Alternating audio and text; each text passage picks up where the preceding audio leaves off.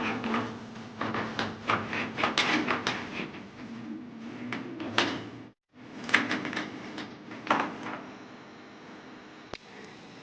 Everyone, good morning, Radhe Radhe. कैसे हैं आप सब? आई होप सब अच्छे होंगे। Welcome to my channel being housewife. तो फ्रेंड्स, सुबह का ही टाइम है और आज है दिन शनिवार का। तो शनिवार का व्लॉग आज सुबह से स्टार्ट हो रहा है और बच्चों के, जैसे कि आपको पता है, चल रहे हैं एग्ज़ाम। तो अभी बस मैं उठ के फ्रेश होके ना फेस वॉश करा है और आज हमारे घर में है श्राद्ध। क्योंकि श्राद्ध के दिन ही चल रहे हैं, तो कभी किसी का होता है, कभी किसी का होता है। तो श्राद्धों में सुबह उठ के कैसे कर लेती हूँ मैं जल्दी से अपने घर के सारे काम। तो आइए चलिए ब्लॉग की स्टार्टिंग करते हैं। उससे पहले आपसे छोटी सी रिक्वेस्ट है कि चैनल पे नए आए तो चैनल को सब्सक्राइब ज़रूर कर लेना। वीडियो अच्छी लगी लाइक शेयर और कमेंट करना। तो चलिए, बस एक गिलास गर्म पानी पी रही हूँ और अभी टाइम हो गया है 5:45। तो बच्चे तैयार हो रहे हैं और यहाँ पे उनके लिए दूध बनाऊंगी, मतलब कॉफ़ी, या फिर सोच रही हूँ नॉर्मल दूध दे देती हूँ। तो मैं बच्चों को दूध डाल देती हूँ ना जब भी, तो मतलब ऐसे ही वाइट दूध देती हूँ। मैंने बॉर्नवीटा हॉर्लिक्स की इतनी ज़्यादा आदत नहीं डाली, क्योंकि कभी होता है कहीं हम जैसे बाहर जाते हैं, कभी नहीं होता है। तो इसीलिए ना मैं हमेशा, मतलब मैंने वाइट ही दूध दिया है। तो इससे हमें कहीं भी चले जाओ फिर दिक्कत नहीं होती है कि हमें बॉर्नवीटा वाला दूध पीना है या हॉर्लिक्स वाला पीना है। तो यहाँ पे बस पहले सबसे निकाल लेती हूँ दूध में से मलाई, जो कि डेली काम होता है। और उसके बाद बच्चे चले गए थे स्कूल पेपर देने के लिए, और यहाँ पर फिर मैं सबसे पहले झाड़ू पोछा करके सारी साफ़ सफाई करके, जो एक हाउसवाइफ का मॉर्निंग रूटीन होता है, उसके बाद नहा धो के जाऊँगी किचन में। और श्राद्ध के जो भोजन की जो थाली होती है ना, तो वो तैयार करनी है। आज है हमारी दादी सास का श्राद्ध।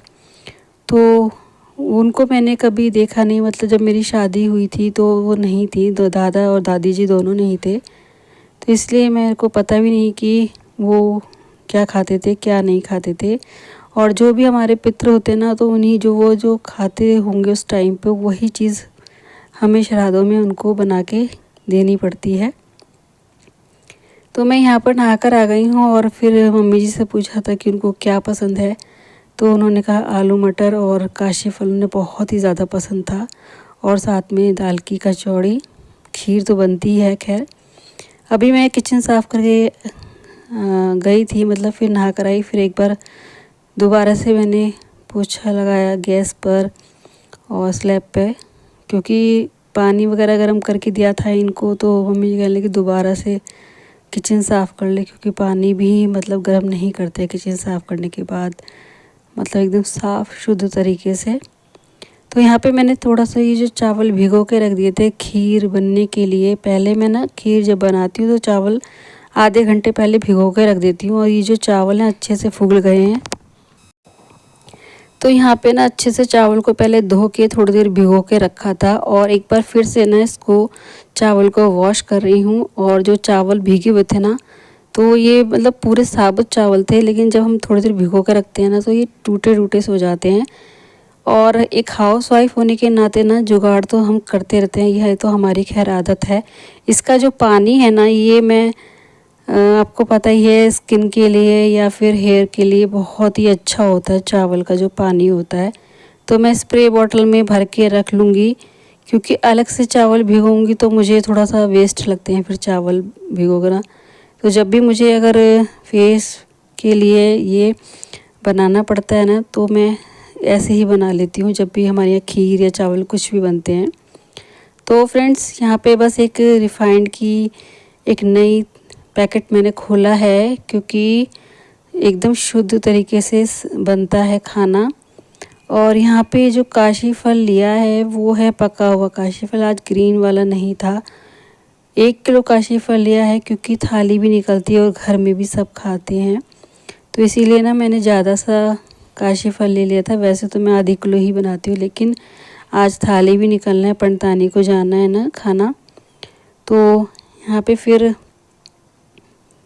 काशी फल कट चुका है और उसके बाद यहाँ पे साबुत लाल मिर्च, कड़ी पत्ता, मेथी, हींग इनसे छौंक दूंगी मैं।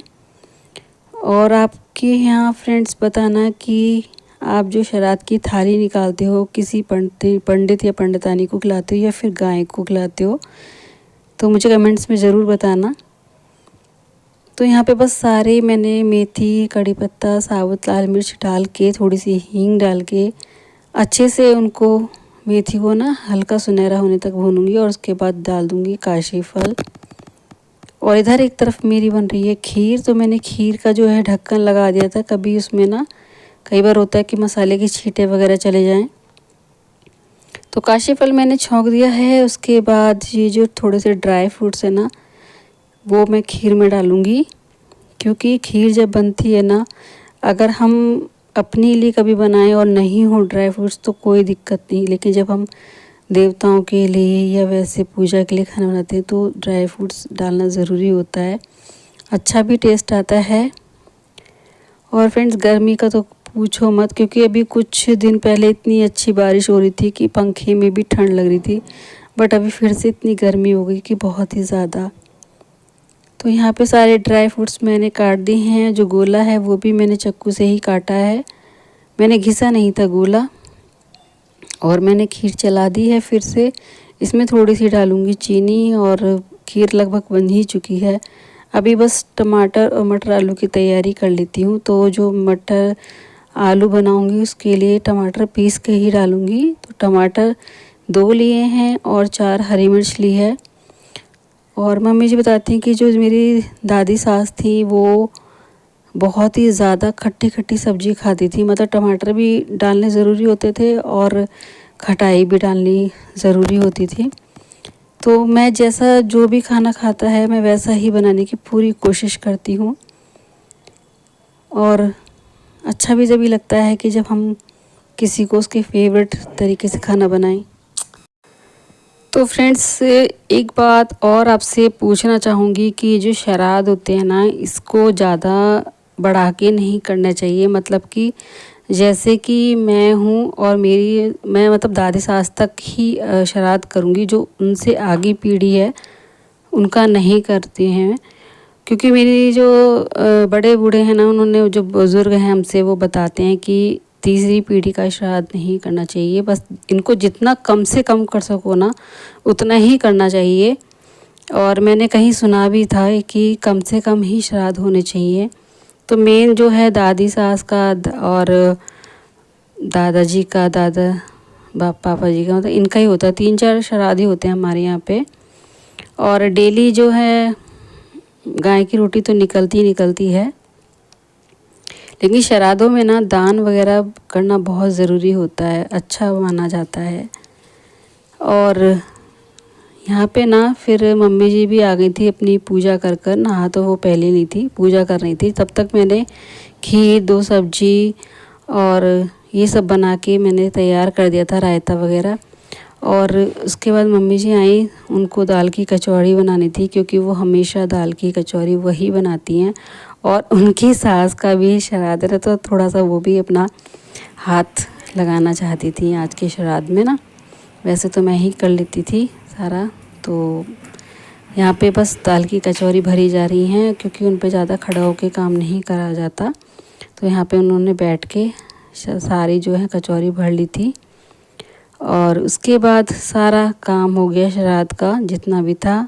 और कहते हैं कि साथ साथ ना अगर किचन साफ़ कर दो तो ज़्यादा अच्छा होता है। तो मैंने ना फिर मतलब खाना वाना खा के थोड़ा रेस्ट तो नहीं करा, बट थोड़ी देर बैठ के ना फिर उसके बाद मैंने किचन साफ़ करी, बर्तन साफ़ करे। क्योंकि मुझे जब तक ना चैन ही नहीं लगता जब तक मैं पूरी किचन, रसोई वगैरह रसोई साफ़ ना कर लूँ। क्योंकि मुझे ना मतलब अगर थोड़े बर्तन होते ना तो मुझे कोई दिक्कत नहीं होती, लेकिन ज़्यादा बर्तन होते ना तो ऐसे में मुझे ना फिर नींद भी नहीं आती है। तो इसीलिए ना फिर मैंने सारी रसोई साफ़ करके, सारे बर्तन साफ़ करके, और लगभग ना हमारा ना 12:30 बजे तक सारा काम ख़त्म हो गया था। और यहाँ पे जब हम बर्तन साफ़ करते हैं ना, थोड़ा सा पानी वगैरह पड़ जाता है, तो वो भी मैंने वाइपर से साफ़ करा है। अब जाकर मैं थोड़ा रेस्ट करूँगी। तो फ्रेंड्स आज का ये श्राद्ध का व्लॉग था, जो कि मैंने बहुत जल्दी में कर दिया सारा काम। 2-3 घंटे की कड़ी मेहनत करने के बाद अपना सारा काम कर लिया है। तो चलिए फ्रेंड्स, इस व्लॉग का ही एंड करते हैं। मिलते हैं नेक्स्ट व्लॉग में, तब तक के लिए बाय बाय, टेक केयर।